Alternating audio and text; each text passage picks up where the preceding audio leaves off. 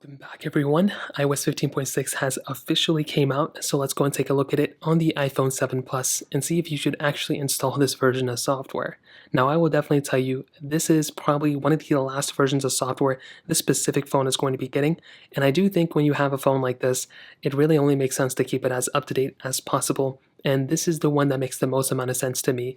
iOS 16 unfortunately did not come to this version of device, which is honestly kind of sad.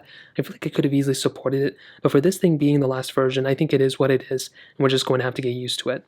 Now, this update was a decent sized update in a beta. So this was RC1. It was 4.59 gigabytes on the specific iPhone. It is going to be much less if you're coming from 15.5 to the official version of 15.6. So please keep that in mind. It's going to be a little bit of a different process if you install the beta. But if you want to install the latest version, delete the beta, you can go up to the official version, which I think is the same as the last, RC, which it was. So there's a couple bug fixes within this update. First of all, within Apple TV, we now have the ability of actually pausing live events, rewinding, and all sorts of other things with live events, which is really cool. Safari ended up getting a pretty cool fix where randomly some of the bug fixes, the tabs would end up reverting back to their original form.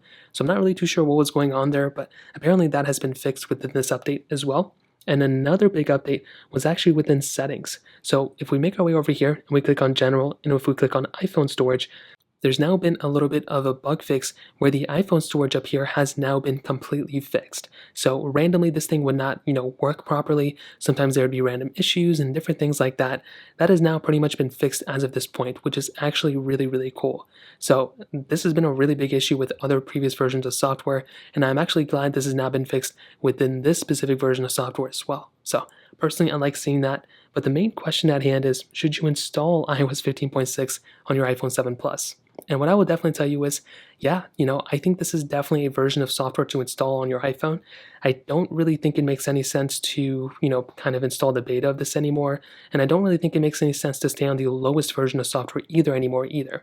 I think when you have a phone like the iPhone 7 Plus, it could have easily gotten many more versions of software updates, for many years to come.